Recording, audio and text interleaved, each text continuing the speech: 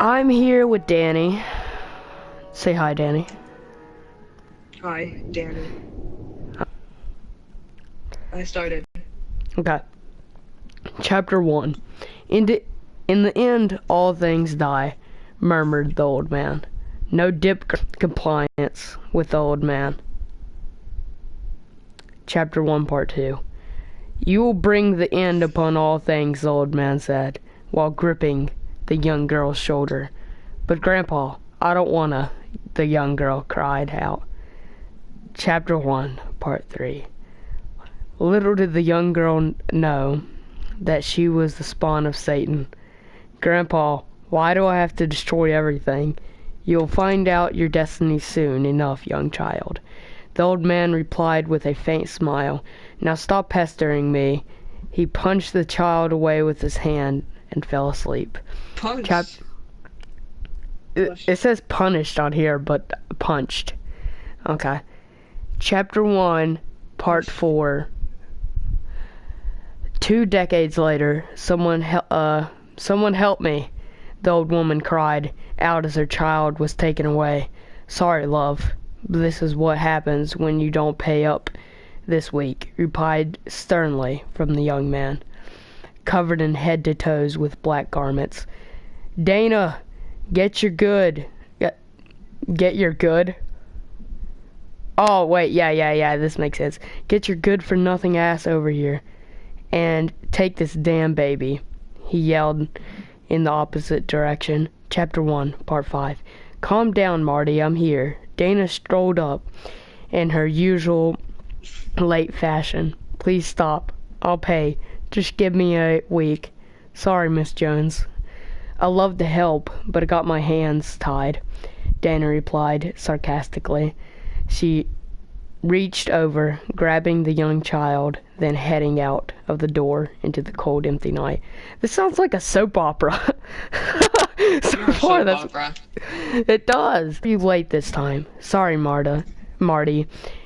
But you can't expect me to just show up on time, she said, not breaking eye contact with the baby. You know, Mercer's... What's that name? Mercer? I guess it's Mercer. Yeah, Mercer would have my head if he knew I was covering for you again. He shook his head in frustration. Look the way. Look the way? Like, couldn't you say look that way? Whatever. Look the way. I see it, Mercer isn't going to be leading the guild anymore. So no worries. The guild she was talking about was a thieves' guild.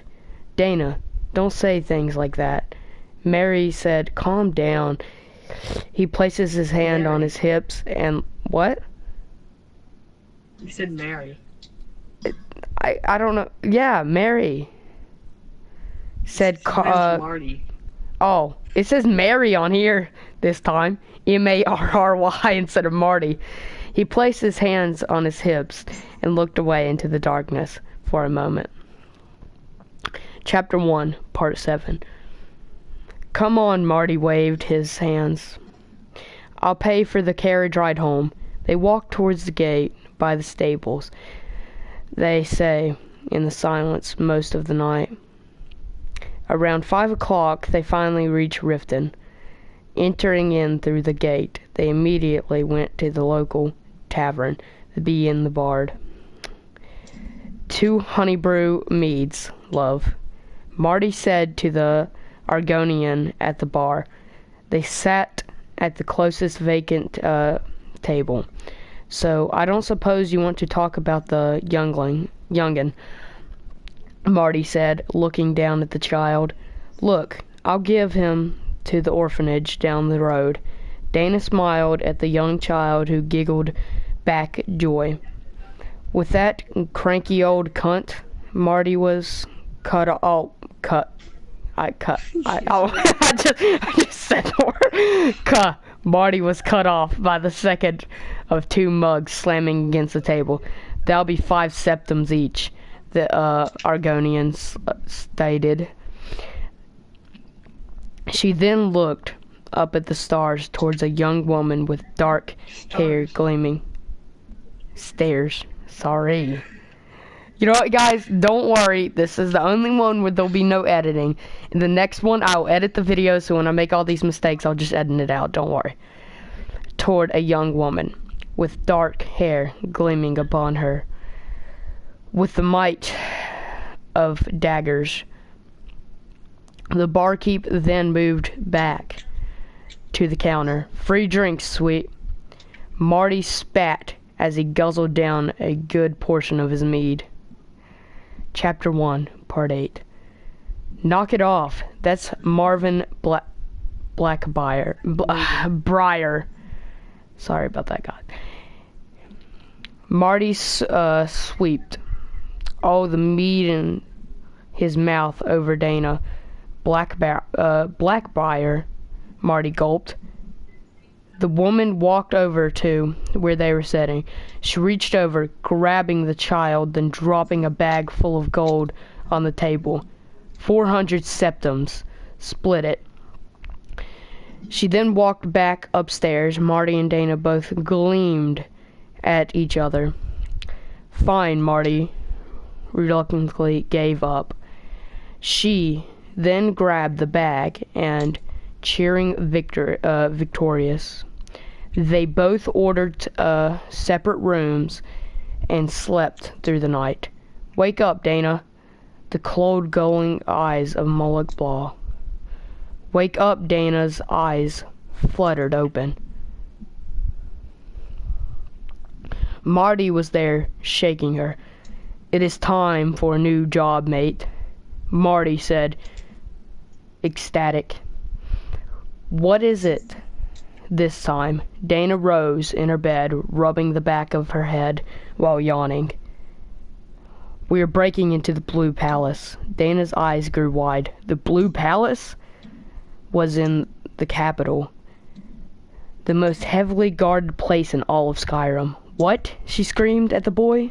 Shh, love. Don't want to attract any unwanted gear. Heading outside. The two guards were there, shaking two poor fellows down. Luckily, they were smart enough to know what was going on quickly got access. Where y'all heading? The man driving the carriage asked us as we boarded. Solitude, Marty replied, handing him the 50 septims needed. Chapter 1, Part 9. Dana awoke with her head on Marty's shoulders. Oh wait, Danny, you screwed up, I forgot. Chapter 1, Part 9. Dana awoke with her head on Marty's shoulders. She took a look around. It was cold. She knew by the weather that they weren't there yet. She cuddled up next to Marty, breathing in and out heavily. You could see the air flowing out of her mouth. She stares at the black sky. Dana's eyes widen. She bolts up, looking around frantically. She located the source of the sound coming from the dark woods.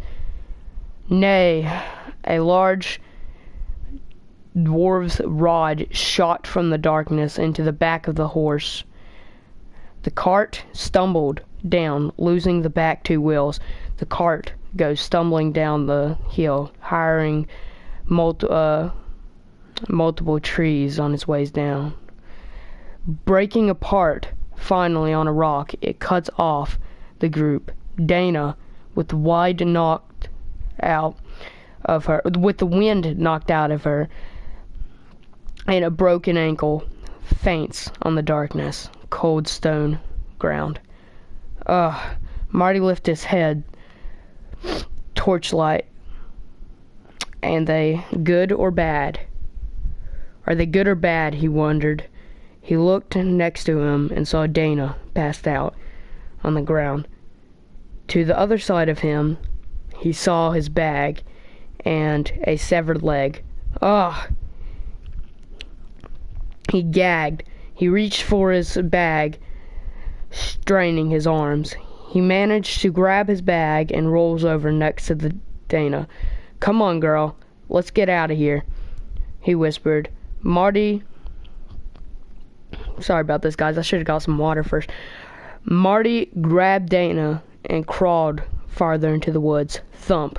The sound of the large metal feet moving closer and closer. Shit. They never bloody give up. Pick up the pace, Marty. Moved quicker and quicker. He wasn't fast enough, but they didn't stop him. That didn't stop him. There, an almost metallic voice yelled. Marty's eyes flinched as a heavy blow struck the back of his head. Chapter 1, Part 10, finally. Marty awakes to the sound of the footsteps approaching him. He opened his eyes to see thick dwarven bars with a yellow light cast by a nearby flame. What? Where? Mark was cut off by a guard yelling, Your sweet prisoners is awaking, Darthax. The guard appeared to be wearing full dwarven armor and a large dwarven warhammer. For the first time, Conan, whatever that is, this man is not part of the plan, spoke a man from a different room. His voice, Marty though, it was the same metallic one as last night. The man walked in, standing almost 7 feet tall with dwarven parts stricken throughout his body, steam shooting through, half man, half machine. Where's Dana?